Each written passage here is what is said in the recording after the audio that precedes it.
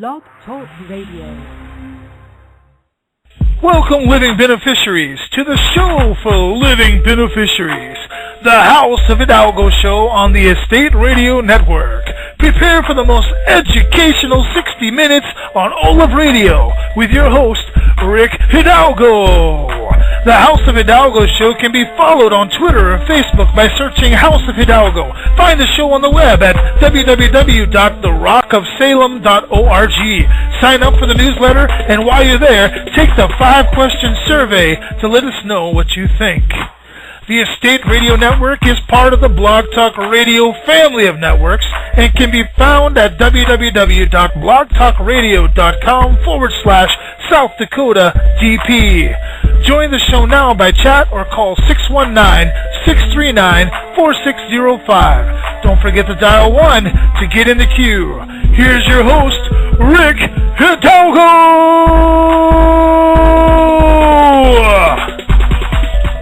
Hello, ladies and gentlemen. It is another Monday, the 8th day of July 2013, and it's another, I'd say a beautiful day. I don't see any trails in the sky or anything crazy happening today, so it's another beautiful day here in South Dakota. I'm going to introduce my guest here in just a moment, but I want to remind you that you can go to the blogtalkradio.com/South Dakota DP, that's like double play, and participate in the chat at the bottom of the screen there, or you can call in to 619-639-4605 at any time, and we'll certainly take your call. Without any further ado, my special guest tonight is Alfred Adask. Did I get that right? By George Eliza, I think. I don't remember what it was. And what is it? My Fair Lady. By George Pickering, I think you've got it. I think she's got it correct. I don't remember exactly. But yeah, you've got it right. Adask. Well, Adask. All right. Excellent. I'm glad I got that right for the first time. No, it doesn't disturb me. I'm about the only one who pronounces it that way. Everyone else says Adask. I hear it's, for whatever reason, it's more natural to pronounce it differently than I do. But I have you on here because I was very intrigued. I heard you on the Cancel the Cabal show with Stephen Roberts, and then I went from there and I tracked you down on the internet and found your blog, and your blog is terrific. I love the fight that you fight, and I love how you fight it. You're one that seems to know a lot about the semantics games that are being played, and I think as a freedom guy, you can contribute a lot to the listeners on this particular program, because we're all learning how to live in this upside down world, and guys like you come along and you're able to kind of clue us in on how to get along with that. So maybe the best place to start would be to talk a little bit about how you got started in this particular fight. How is it that you came to know all the all the tricks of the trade, if you will? Oh, I wouldn't claim to know all the tricks of the trade by any stretch of the imagination. I have a number of strong opinions, and I've looked at it. I've been trying to make sense of the system for 30 years. All right, and after a while, you get to where you either get halfway smart, or you wind up spending more time behind bars. One of the two. So far, I'm hopefully getting more smart than more incarcerated. But I've been at it for 30 years. It started with a divorce back in 1983 and a child custody battle, which I lost. And I became a student of the legal system at that point in time. And I became a student because I thought I suffered a great injustice in the context of the divorce. And I thought it'd take me maybe 18 months, 36 tops, and I would rectify that injustice. I would study the law, and I would use it. I've said this 100 times probably, but I would use the law like a battle axe, and I would come back and I would chop my adversaries into chunks I was going to use the law for vengeance. You understand? I'd show them, boy, I was going to get them. I never did. I never succeeded in making a recovery on the original divorce, and no matter how hard I studied, that issue I was never able to overcome. But once you start studying the law, it became an obsession with me. It became a calling with me, and next thing you know, here we are 30 years later. And over that period of time, I have come to understand what I think are a lot of fundamental truths. But, I never advise anyone to absolutely believe anything I'm telling them. I mean, I just tell them, well, here's something you might want to consider. Sure. And I've got some ideas here that you can consider on you folks, and, maybe they make sense to you and maybe they don't. But they make sense to me, and I know from experience that I'm not a complete idiot. I've had some successes. It's not as if there have been an enormous number, but there have been some significant successes. In 1992, I ran for the Supreme Court of Texas and received 201,000 votes for place one. I did that. Now, that's supposed to be illegal. The current Texas Constitution says you have to have been you got to be a licensed attorney, and you must have been a judge at a lower court for 10 years before you can run for the Supreme Court. And I'm neither. I'm not a licensed attorney or a judge. But I found in 1873? I think it was the act of March 30th, 1873. Might have been 1871. I can't recall right now, but it's the act that readmitted Texas back into representation in Congress after the Civil War. And I read that act, and I saw something. They imposed 3 additional conditions down at the bottom of that act. They said, yeah, Texas can come back into representation, but we've got 3 conditions. And the last condition was written in language that's a little bit was obscure and very difficult to understand. It was not easily understood, and it was only a sentence, maybe 2. I think it was only 1 sentence long. But what it amounted to is they said Texas shall never change or amend the state constitution to deprive any of the people of Texas of any of their rights. Now, this was 1871 or 1873. I can't remember anymore. It's been so long since I did this. But what it clearly meant, at least to my reading, is that our rights were fixed at a minimum level that existed in 1871. Texas shall never change or amend the Constitution to reduce any of our rights. Therefore, whatever rights we had in 1871, we still had now. And I think that's probably, I believe that's the case even today. And I argued that in 1871, it was not necessary to be a licensed attorney because there weren't any. And there was no requirement in the 1871 Constitution to be a lower court judge before you could run for the Supreme Court of Texas. And therefore, I still had the right to run, even though I was not an attorney and I wasn't a former lower court judge. And much to my surprise, they let me on the ballot. I was kind of just bluffing. I never expected to get on the ballot. I didn't tell you that. I thought, they'll just run me off and that'll be the end of it. But I got on the ballot. They let me on the ballot. All right? And I received 201,000 votes, which is more than a lot of people. You'll have a third party that'll run for president every so often. Mm-hmm. And it's not surprising when the third party's candidate doesn't receive 200,000 votes out of the whole United States. I got 201,000 out of Texas, which was interesting. It didn't make it a close election. The winning candidate probably had about 4 or 5 million. You understand? It's arguable that the only reason I got the 201,000 is that they were aiming to vote for a Republican or a Democrat, and they were so drunk they accidentally hit my name instead of the Republicans or the Democrat. But I got on the ballot, and it was because I could read. And starting in 1990, I started publishing a magazine called The Anti-Shyster. One thing had led to another. I'd been started got involved in legal reform issues in 1983, and next thing you know, 1990, I started publishing a magazine called The Anti-Shyster, which I published for the next 12 years. And in the process of editing and publishing that magazine, I became a very dangerous man. I acquired, I don't know, probably 8 or 10 dictionaries. I might have had a dozen or 15 by now. I'm not sure how many I have altogether had.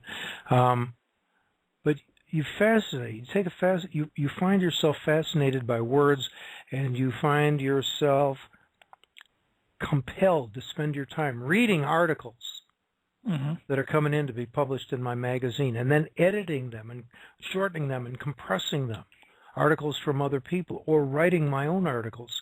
And the result was, over the 12 years that I published the magazine, I became very fluent in the English language. And this was a wonderful thing. This was a great, powerful, and wonderful thing. As a result, I was one of my credentials. I was added to a lawsuit that had begun this lawsuit began in 2001, and I was added as a defendant in 2006. And the lawsuit was directed ultimately under the control of the Federal Drug Administration, or the Food and Drug Administration. They were the one that inspired the lawsuit, although the lawsuit was being conducted by the Texas Department of State Health Services and the Attorney General of the state of Texas. And the Attorney General was suing. They started with a husband, wife, and a corporation who were manufacturing colloidal silver, which is an inexpensive antibiotic. It's just distilled water with silver ions in it, and it's an effective antibiotic. Right. They were manufacturing colloidal silver, and the feds said, knock them out of business. And the Attorney General of Texas said, yes, boss, and they sued him. And the husband, wife, and their corporation spent $160,000 on attorneys defending against this lawsuit. They were making good money in their corporation. And they spent $160,000 on one of the best law firms in Texas, and without a result. And eventually they became so discouraged that they divorced. The financial stress and the legal stress drove them into bankruptcy, and the bankruptcy drove them into divorce, and eventually they left Texas for parts unknown. But before they left, they sold some of their equipment. They didn't sell their business, but they did sell some of their equipment and supplies to another man. And the government, therefore, added him and his corporation and his trust as 3 more defendants in this case. So now that the government's they added him about 2005. And now the government has 6 defendants, 2 corporations, 1 trust, a husband and wife, and 1 man. And they are all being charged with the manufacture and distribution of a controlled substance. This is the same law that is used to go after drug dealers that are selling cocaine, heroin, marijuana, and so on, except this is the civil law. This is not criminal, this is civil, but nevertheless it's the same law. And it relies on the same definition of drugs. And the second man that was brought in with his corporation and trust, he'd heard me doing radio programs, or heard of me, and one of his friends said, you ought to call this guy Adask, he might be able to help. He called me up and he told me his story, and he asked if I could help, and I said, well, I don't know. I don't know anything about it, but I can take a look, And I offered him some ideas, and eventually, and he was, of course, skeptical to some degree, because I have some ideas that are out somewhere around the cutting edge of the lunatic fringe. Sometimes it's hard to distinguish between the two, But in any case, I had a couple ideas that were unusual. And in order to show him that I was for real, that I wasn't just shooting my mouth off and coming up with crazy ideas, I volunteered to be fiduciary for his trust. And that would give me standing to speak in court. He didn't want to speak in court. He was afraid to talk in public. He just didn't want to do it. And he agreed that I could be, all right. So he appointed me as fiduciary for his trust, and much to my surprise, the Attorney General turned around and added me as a defendant in this case. Now, this is fascinating because every defendant in the case, and with me there would be 7, each defendant was threatened with fines of $25,000 per day. That's $9 million per year. Right? Now I'm on the hook. You understand? For potentially, by the time it was done on this thing, I was involved for about 2 years altogether before this was done. In theory, if this had gone badly, they could have slapped me with fines of somewhere up to $20 million. Huh? Well, that focuses your attention quite a lot. I don't know if you've been sued for $20 million or at least $9 million a year by the Attorney General of Texas or any other state, but I guarantee it focuses your attention. And they were sending us paperwork we would get another bundle of certified mail from the Attorney General every 2 to 6 weeks in the mail. And it is sobering.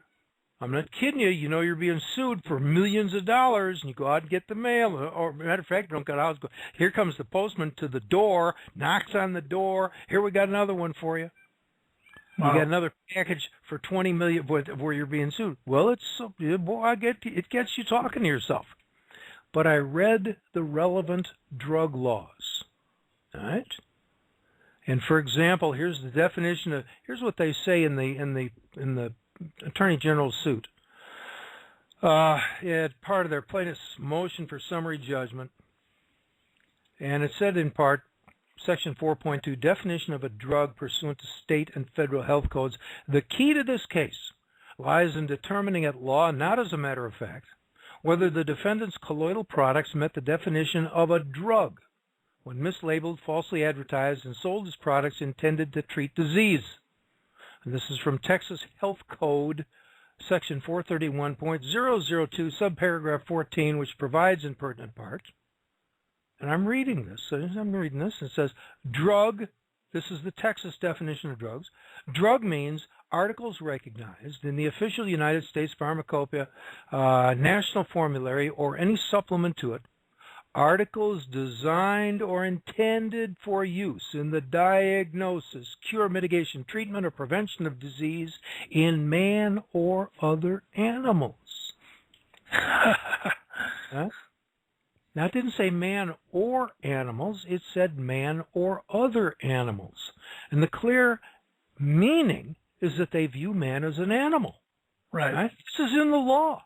And in fact, I looked at first time I saw it, I thought, why, you damn fools, you don't even know how to write. That by having the word other in there, it's not saying like man or other animals. It's not like man or animals, where you've got two separate classes. Man or other animals, it's like saying a horse or other animals, or a cow or other animals, or a pig or other animals. It makes perfect sense. They deem man to be an animal. Well, I'm a student of the Bible. And I understand that at Genesis 1:26 through 28, God says on the sixth day, he made man in his image, God's image, and gave man dominion over the animals. As a Christian, I can't be an animal. Right? You can't say I'm an animal without violating my freedom of religion.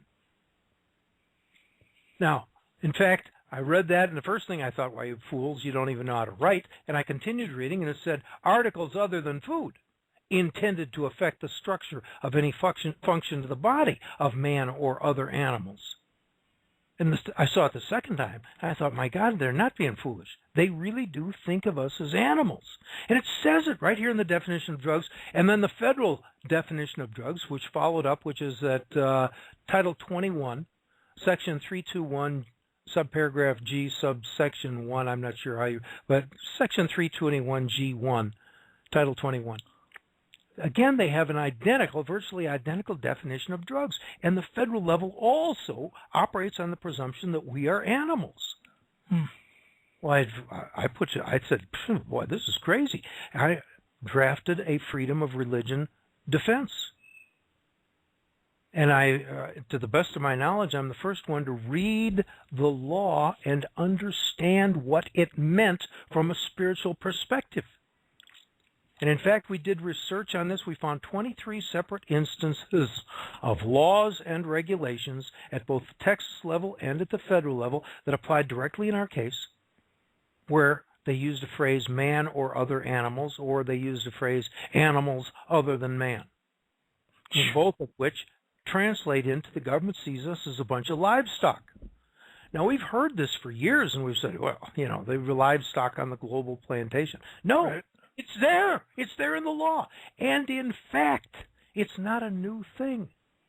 We researched this, and the earliest instance I'm able to find are the definitions of food and drugs found in the 1906 Pure Food and Drug Act. They've been, for over a century, the government has been operating on the presumption that the people are animals. Now, the reason, again, this is important is because absolute violation of fundamental principle in the Bible. First principle in the Bible is in Genesis 1, Genesis 1, verse 1, chapter 1, verse 1. And it says, in the beginning, God created the heavens and the earth. Do you have any idea what that? A lot of people think that means it's something like, once upon a time, there was a beautiful fairy princess, right? That's how most people read that. They think it's just the introduction to the story. And, once upon a time, there was a beautiful fairy princess. But it's not. I doubt that you know what you may know, but I doubt that you do. You understand what it means. In the beginning, God created the heavens and the earth. It's a statement of legal title. It's a statement of ownership. And we still recognize that principle today when we have copyright laws and patent laws. All of them are based on the idea that the creator, the inventor, the author, the guy who first comes up with the idea, that first comes up with the invention, he has an exclusive right. He owns that invention and the right to manufacture that invention. Or he owns that book or that movie or radio program. And he alone controls the right to copy it and reproduce it and so on. It is the idea that the creator owns what he creates. So the first principle in the Bible, in the beginning God created the heavens and the earth, it means he owns the whole thing, including you and me. And he can do whatever he wants with it. Right. Okay, first principle. Second principle, from my perspective, on the sixth day God created man and man only in God's image and gave man dominion over the animals. We can't be animals. Right? It's the second most important principle in the Bible. And his likeness. Yeah, you got to be a man made in God's image. If you're an animal, now then we come along and we have the Declaration of Independence, which is another just spectacular insight and understanding, and very few people understand the spiritual significance of that document. And we may get to it in the second half of the program. I don't know. We might talk about that. Well, we a lot of people are trying to neglect that, though. They're trying to push it off. Well, it may be, but again, we celebrate it every 4th of July. It's still part of the organic law of the United States of America, and it's one of 4 documents that comprise the organic law. It is still law to this day, although very few people understand that, but it is. It's got to do a little dance to get it incorporated, but it's still there. And the reason it's significant, it says we hold these truths to be self-evident, that all men are created equal, that they are endowed by their Creator with certain unalienable rights, that among these are life, liberty, and the pursuit of happiness. Those unalienable rights only accrue to men, and particularly to men made in God's image. They do not accrue to animals. Right. If you are an animal, you have no significant rights. You have no more rights than a chicken in a Tyson poultry processing plant. All right? They can trim your little beak off whenever they feel like it. They can, all right, and just put you on a hook and pull the feathers out of your nurses. You have no rights as an animal, and the government sees us as animals. Right. Well, I've picked up on this, and I drafted a freedom of religion defense. And the first thing that happened, we submitted that defense. I'd been involved in it, defended for, I don't know, most 6 months by the time I figured this out. I guess I don't recall clearly, but I'd been a defendant for some time, and I advanced this defense in 2006. And the first thing that happened is they went dead silent for 5 months. We'd been getting paperwork from the Attorney General, certified mail, every 2 to 6 weeks for over a year. And we sent this in, and they went dead silent for 5 months. And when they came back, Chief Administrative Judge John K. Dietz took control of the case and held the case for the next 5 months. And he spent that entire time trying to negotiate an out-of-court settlement. The assistant attorney general in charge of the case said he'd been there for 22 years, and he said he'd never seen a judge work so hard to try to settle a case. He never understood, the assistant attorney general, so far as I'm able to tell, he never really understood the significance of that religious freedom defense. The reason it was important is this. The whole war on drugs is premised on the idea that you are nothing but an animal. All those people that are in prison today, 70% of the people in federal prisons right now are there on drug-related charges. Absolutely. If they made a freedom of religion defense, those cases, they can't go to prison as men. They can only be imprisoned as animals. Right? That's the war on drugs. The war on drugs laid the foundation for the prison industrial complex and millions of tons of concrete and steel that are being sold to build prisons around the country, to put more better police, to give us build more jail or prisons and so on. All of that is largely based on the presumption that the people are animals. If the case goes to court and anyone has to admit, no, we're not animals, we're men and women, they lose the drug war. They lose, the prisons become vacant, right? Largely abandoned. Pharmaceutical industry is based on the presumption that you and I are nothing but animals. Pharmaceutical industry and billions of dollars in profits disappear if the world figures out, wait, the government thinks of us as animals and the Bible says we're not. They couldn't take that risk. And what finally happened is they simply dropped the case. They had invested, at the time when they dropped the case, they had invested 6 years and nearly $500,000 in pretrial investigation and pretrial hearings. And they simply dropped the case. They dropped it in 2007. No, the power of declaration of rebuttal. Well, it's the power of reading is what it came down to. I was able to read those words and I understood what they meant. And instead of being fined $25,000 a day, and in truth they wouldn't have fined me that much, they might not have fined me more than, who knows, $500,000 or $250,000 or $100,000, I don't know. But there would be a significant fine. But instead of any fine, they just dropped the case, which is testimony, from my perspective, to the strength of this argument. Right. And incidentally, when the government declares you to be an animal, it constitutes an act of genocide. Huh?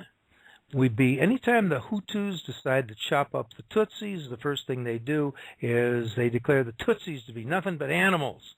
Right. So you can kill them all. If they're animals, you can kill the women and the children and the non-combatants. You can exterminate them like a hive of wasps. It's only if they're men and women. You can't just be killing men and women. Even primitive tribes understand it. Before the Nazis went after the Jews in World War II, first they passed laws to declare the Jews to be Untermenschen, which is just a German word. Unter means under, and Mensch means man, and it means subhuman, less than a man, animals. Sure, I remember seeing some propaganda videos where they made the Jews to be rats. We do the same thing when we go to fight in Vietnam or any place else. We call the enemy kooks. We call them, camel jockeys. We call them that, and they do the same thing. This is natural. This is not an unusual. It's not unusual for people to try to degrade others. But the point is, once you can remove someone from the status of being a man, particularly a man made in God's image and endowed by his Creator with certain unalienable rights, then you can exterminate him and his wife and his kids because they're nothing but animals. Governments do this. Germany did it by law. Our government, the law on genocide, I've read the law on genocide, it doesn't require anyone to be killed. It just requires that someone create conditions where a particular group, a particular ethnic group, a religion, a race, whatever, conditions where they are more likely to die. That constitutes genocide. And when they reduce us to the status of animals, they strip us of our fundamental rights. And as such, we are far more vulnerable. The truth of the matter is, the government of the United States has been committing genocide against the American people since 1906. And to the best of my knowledge, I'm the first one to read it, figure it out. All right? So this is a testimony, like I said, I'm a dangerous man. I can read. I may not be able to shoot straight. I may not know how to build a bomb, but I know how to read. And I guarantee you, if you can master the language, you will become far more dangerous than you ever will be by simply learning how to deal with firearms, explosives, and so on. Amen. I'll tell you what, Alfred, we're going to take a quick little break here, and we'll be back after this little 2-minute intermission. Fine. Do you have hopes, dreams, and goals, but don't know how to reach them? Do you wonder how you could do differently to achieve greater success at home or at work? Do you feel like something is holding you back from enjoying your life to the fullest? Are you fed up with status quo and ready for real and lasting life change? Are you wanting to start a business or expand an existing one? If the answer to any of these questions is yes, then you are ready for life coaching with Mr. Attitude. Mr. Attitude will stretch and grow you and take your life to a whole new level of success by equipping you with the tools to help you to accomplish more in less time, get and keep your priorities in line, gain greater happiness and joy, face your fears, plan for success, be more assertive and confident, overcome negative stress, deal with negative thinking, set goals you will achieve, and more. Mr. Attitude specializes in results producing. Life strategy coaching for the personal side of your life, small business coaching for those who want to start a small business or build a stronger small business, train the trainer coaching for those who aspire to become a motivational professional speaker. Call today and reserve your appointment with greater success. 605-450-1955. That's 605-450-1955. Or email Bob at MrAttitudespeaks.com. That's MrAttitudespeaks.com. Mr. Attitude is committed to your success. Do you remember the series of the 70s and 80s? You know, the Dukes of Hazzard, I Dream of Jeannie, Mork and Mindy, Hogan's Heroes, the list goes on and on and on. Of course you do. Why? Because they were family-friendly shows. What's the one place you can go on the internet to find them? www.retroshowsarbetter.com. Go by my Ace store and get yourself some popcorn and a movie and meet me there. All right, guys, we're back. This is the House of Hidalgo show with your host, Rick Hidalgo. We are on the air this evening with Alfred Adask, and it's been a fantastic program so far. We've been very enlightened and enriched by the information that we've covered here in the first half of the show, and we look forward to a even better second half as you mentioned some time ago. You might get into some of the powerful documents that our country was founded on and how they relate to the spiritual battle that you're talking about. Would you like to get into some of that? Sure. The first one, of course, is the Declaration of Independence. In fact, you can look in the revised statutes of 1873 and or 1875. They're published in 1875. I think it's the revised statutes of 1873. But you look in the revised statutes, and this is a little bit difficult to find, but it's there, and it can be found on the internet. Look under statutes at large, find the revised statutes published in 1875, if I recall correctly. And you've got to fish through, go past the table of contents. And there's a section right after the table of contents entitled The Organic Law of the United States of America. And inside, and this is Congress, you understand. This isn't me talking. This isn't patriot nonsense or mythology or something. This is what they declared. Right? The Organic Law of the United States of America includes 1, the Declaration of Independence, the year of our Lord 1776, 2, the Articles of Confederation, year of our Lord 1781, 3, Northwest Ordinance, year of our Lord 1787, and 4, Constitution of the United States, which was first adopted, ratified in 1788, proposed in 1787, but adopted ratified by the people, first ratified in 1788. 4 documents. At no point does the Congress suggest that the Constitution has suspended the previous 3 documents, although it may have effectively amended some of those previous 3 documents, at least in part. It hasn't suspended them. They're still there. Right? And the point behind this is the Declaration of Independence. That's what we celebrate every 4th of July. It's as much the law as the Constitution. We look at the Declaration of Independence today and we see it as kind of an interesting historical document, but very few people are inclined or able to argue that it has any legal effect or power. But according to the revised statutes 1873, 1875, yes, it does. It's as much the law as the Constitution. Then, knowing that, then you have to read the Declaration and see if you can discern what it means. For example, the second sentence of the Declaration is famous. Everyone in this audience has heard it, and I doubt if there's one man in 10,000 who understands what it means. And it says, we hold these truths to be self-evident, that all men are created equal, that they are endowed by their Creator with certain unalienable rights, that among these are life, liberty, and the pursuit of happiness. Huh? Everybody's heard it, no big deal, nobody thinks anything about it. But in the context of the time, and really in the context of Western history, it is the single most radical statement anyone has ever made in a legal document. You know, we talk about Marx and communism, and it's radical. It's nothing. It's triviality. It's weak. It's lame. The Declaration of Independence, when they said all men are created equal and all men are endowed by their Creator with certain unalienable rights, they did something unprecedented. It had never been seen before in Western history since at least the time of Judges in the Old Testament.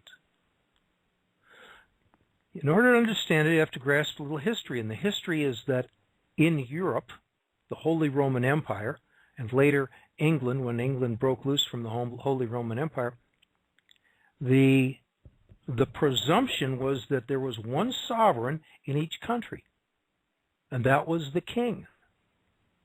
And all else were subjects. One sovereign, all else were subjects. King of France, King of Spain, King of Italy, okay? All the rest of the people of France, Spain, and Italy, they were all subjects. Why was the king sovereign? And the answer is because he became king in a ceremony in a church. He wasn't elected. He wasn't appointed. He went through a coronation ceremony in a church where he was deemed to receive the divine right of kings. He was the sovereign because he and he alone received his rights directly from God. All else were subjects because they did not get their rights directly from God. We call it a coronation ceremony, and he got a crown or a corona to wear on his head. That corona, that crown, was intended to emulate a physical manifestation, to tend to emulate the coronas that they would draw around the heads of the Christ and the saints in medieval paintings. I said these guys had the corona. They had that ring. Everybody's seen it. That was what the crown is, with all the jewels and the rest of that. It was intended to fool the yokels into thinking that this guy had a corona just like the Christ, or just like St. Peter or St. Paul or whatever. That was what was going on. It was the way of saying, this is God's number one man in this country, and you got to take orders from him. We can even see evidence of it in a classic chess set, where the king is the only one on the board that has a cross on the top of his crown. You can kill all the other pieces on the board by landing on him and throw him off the board. You can't kill the king. You can checkmate him.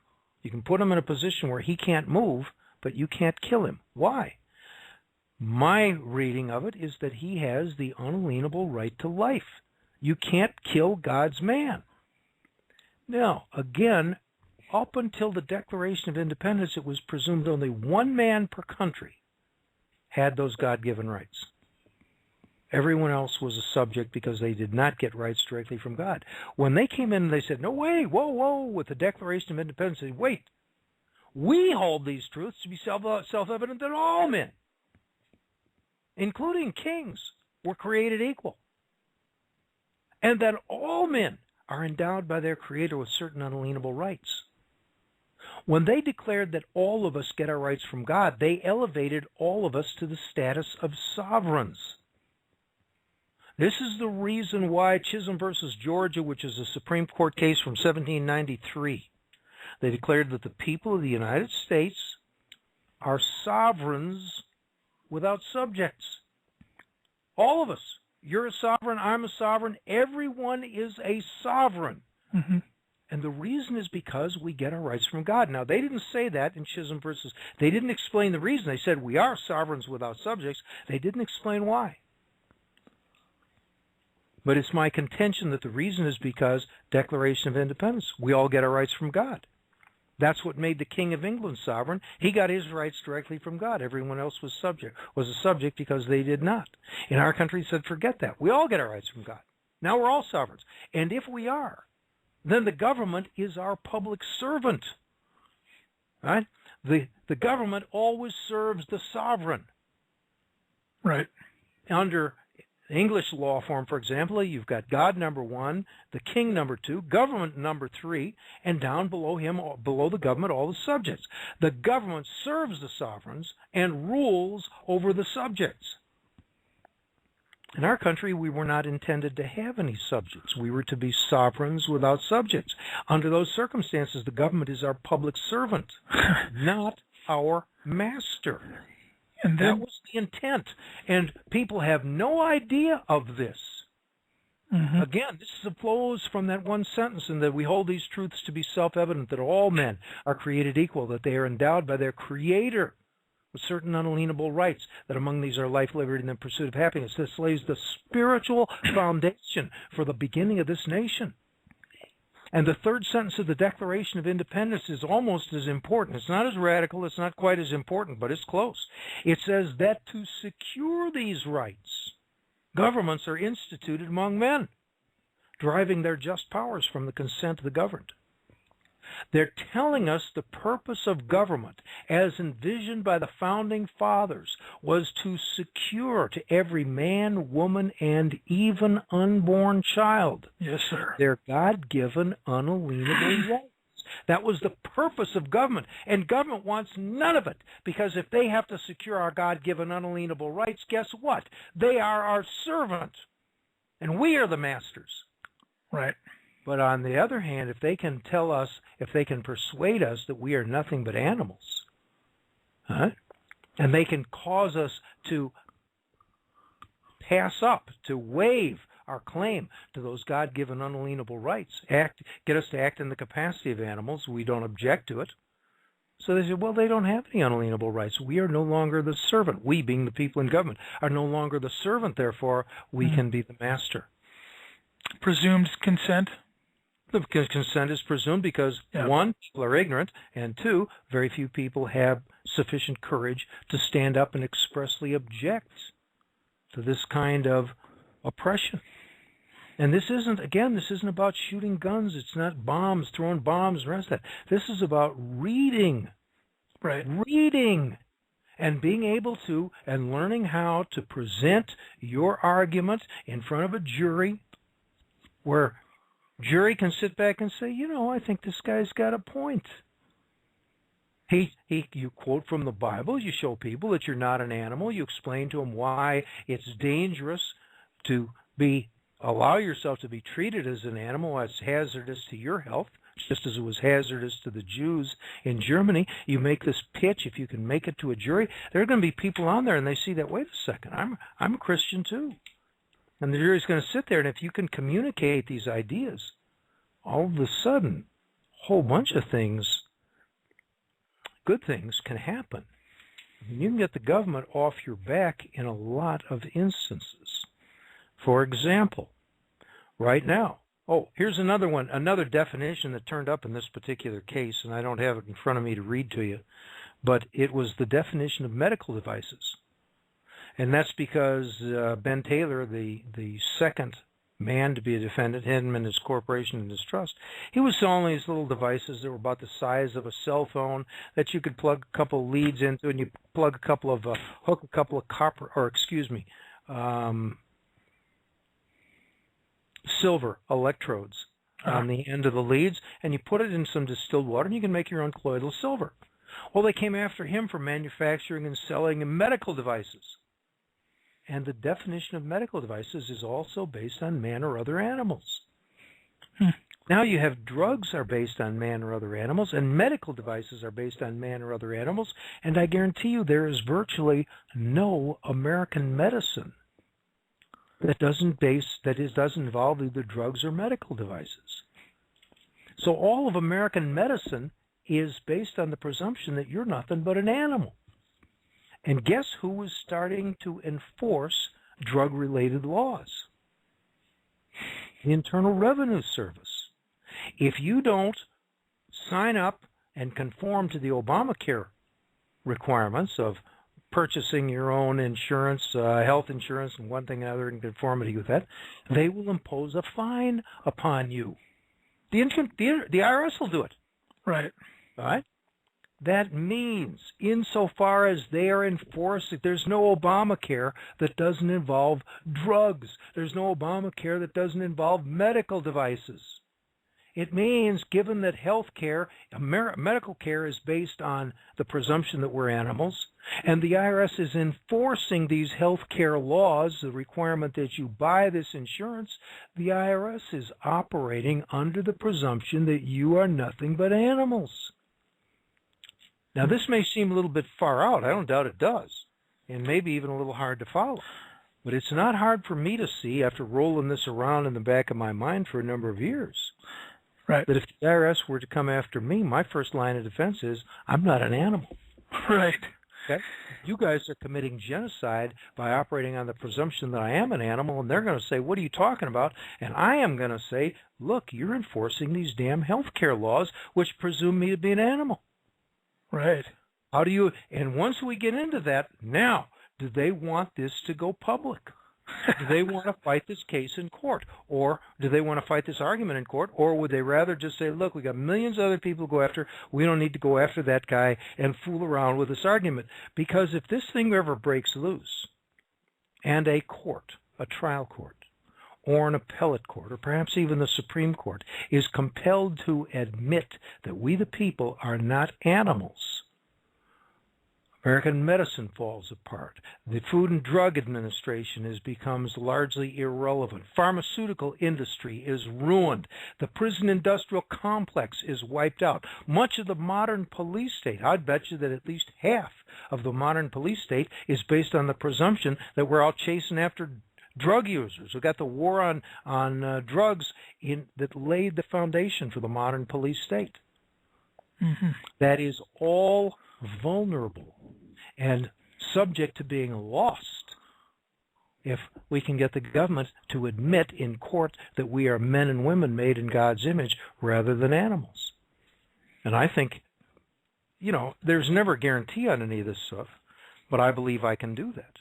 But and it may be that the government believes that also, and perhaps that's the reason why they just dropped that case. So that's unprecedented. You're not going to find another guest on here that appeared pro se.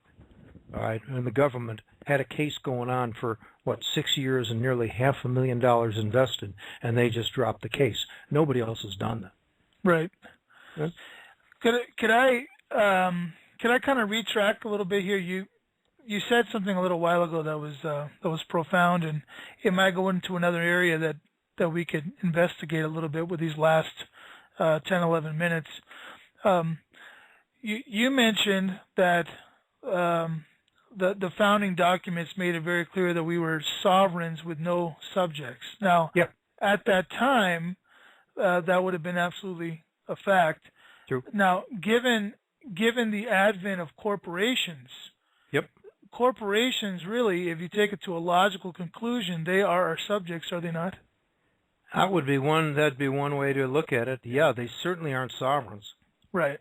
And they want us equated to corporations, which means they want us reduced to subjects. All right, they're certainly subject to government regulation. What this means, if I'm a sovereign, let's suppose I'm a sovereign. Right. Can the government pull me over and give me a ticket for not wearing my seatbelt? No. They can't lay a glove on me unless another sovereign complains. All right? Right. No longer subject to all these damn regulations that are running around right now. All right? As a sovereign, the government minds its own business. They're here as the servant. I don't want any of you servants in my house. I don't want to see you on the road. Stay away from me. If I need you, I'll call you. And if I do, you better come running. But until you are called by me or another sovereign, you just sit there and snooze. Eat donuts. Yeah, eat the donuts. Go ahead and eat a donut. All right? The only way it works as originally intended is only another sovereign. Suppose you and I get into a situation and I borrowed $10,000 or you borrowed, and one of us wants his money back. And the other one says, I'm not paying.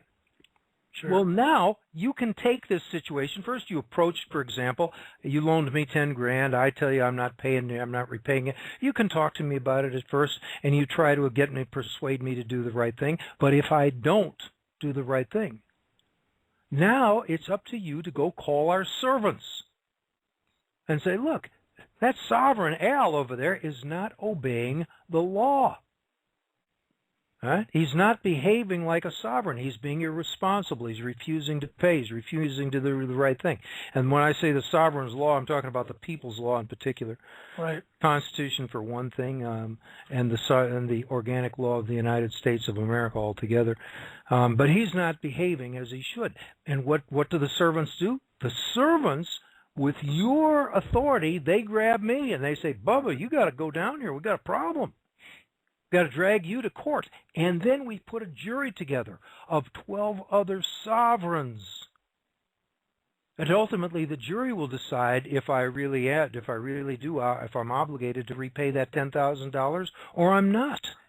Right. But I will be judged by other sovereigns. I won't be judged by the court. The judge will just be there as a referee to see that the process runs fairly.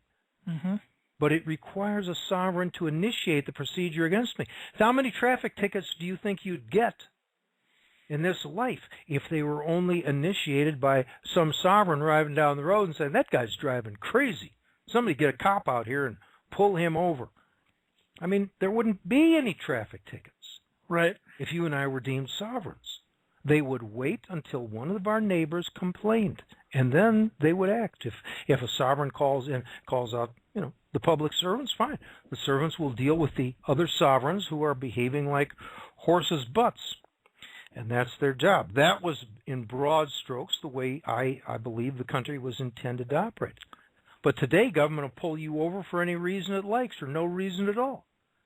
They don't presume you to be a sovereign anymore. If you followed in the news, you'll see where government is now talking about sovereigns. Oh my gosh, the sovereignty! They're going to kill us all. They're the most dangerous people. Well, we are. We're not going to kill anybody, right? But we are very dangerous to government because the fundamental issue behind sovereignty movement is who's the boss. Absolutely. The people the boss, or is the government the boss? And this country started with the extraordinary presumption and the premises that we the people are each endowed by our Creator with certain unalienable rights, and therefore we are sovereign as much as the King of England is sovereign. We also have effectively the divine right of kings because we get our rights from God. Yes, sir. Well, this is powerful stuff. It's important, and it's the sort of thing that someone should be teaching our children. It should be something they learned in school. These are fundamental principles that should be enshrined and taught, but the government finds them inconvenient because the government does not want to serve. They say we're here to serve and protect, but that's a bunch of crap. They are here to rule and oppress, and that's what they want to do. And we're running into the whole police state is based on the idea that you're not a sovereign. But if you could restore understanding of the spiritual foundation this country started with, and if you had enough courage to make these arguments, enough intelligence, enough understanding of words, All right, became fluent in the language where you could make these arguments if you can get into court and assume the risk involved, because this is not a sure thing, but it's a high probability that you'll succeed. Sure. We're able to do that. You can then get people. The government says, "Oh my gosh, we're getting pushed back into a corner. We can't function if the people are sovereigns. We can't kick them around." Now, you just kind of alluded to what I was going to my concluding question with these last 5 minutes of the show. But maybe you want to expound on it just a little bit. What's the fix here? What in your opinion, what's the fix? And the fix, and I'm guessing you mean what's the fix for this whole country? Yes, for this whole thing. I mean, I know we've talked a little bit about education. We've talked about going in, educated into a court and making a compelling argument. We've talked about some things, but give my listeners something that they can do, something practical they can do themselves to prepare themselves to be the very best, sovereign they can be. Well, you should have at least one dictionary for every firearm you have in the house. Okay? In the final analysis, this battle has more to do with words than it does with bullets. And you need to understand that at bottom we are not dealing with simple politics. This is not a political struggle per se. I know the political struggle is there, but at bottom this is spiritual warfare. We have a government that wants to treat you like an animal. If you're an animal, you are not a man made in God's image. This is not an accident. It's not an accident I was able to stop, again, $500,000. They'd invested in almost $500,000 in 6 years. We stopped them with a freedom of religion defense. And it's based on the idea that spiritual warfare is still here. It's valid. And if you can recognize that what you're engaged in is spiritual warfare, it's not just politics. It's not just law and legislation. It's spiritual warfare. If you can grab hold onto that, again, of that concept, and it's not easily done, but if you can grab hold of it, you are on your way to understanding the conflict that you're in.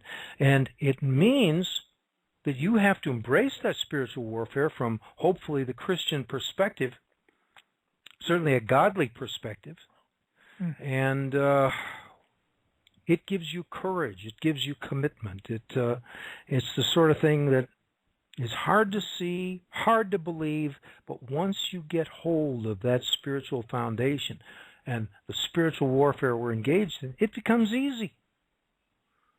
If you see some kind of a giant creature that's 20 feet tall and covered with horns and scales and the rest of that sort of thing, you say, "Oh my gosh, I got to run." Right? But what if you find out that creature is Satan? Do you have to run? It becomes almost easy. Right. If you really recognize when the evil is there in spiritual warfare, it becomes easy. I'm not afraid of Satan. Right. Screw him. You understand? It is your fear that feeds Satan. On the other hand, once you see him and you understand what you're really talking about, and I don't mean that I'm speaking as a metaphor right now, but once you begin to see that spiritual warfare, it's easily done, because if you can really grab hold of it, you can really believe in it, what you're doing is service to the good Lord. How can you not do that? So what do? Well, it's taken us a long time to get into this mess, and we're not going to walk out tomorrow or next week. It's going to take years, if not a couple of decades, to get people to restore their faith. It'll take years or a decade, more maybe, for people to relearn their faith and begin to realize that faith works. It's not just, there's practical applications. This is big business.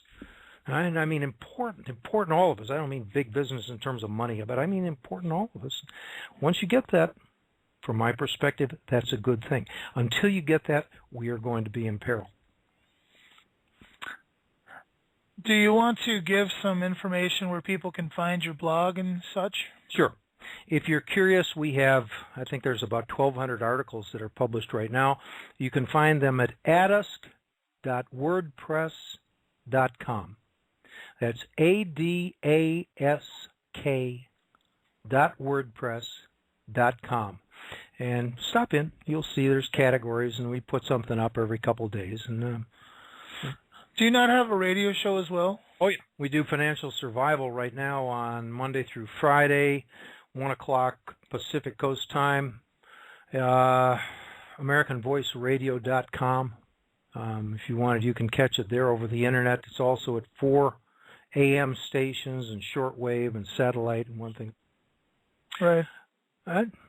So I want to thank you for letting me be on the program, Rick, and talk to you another time. Well, I appreciate you being here, and it's been a great program, and I'm sure my listeners are going to benefit greatly from all of this. Spread the word, and let's put this all over the place. For Alfred Adask, this is Rick Hidalgo. This has been the House of Hidalgo show. Thank you all for coming. God bless, and stay safe.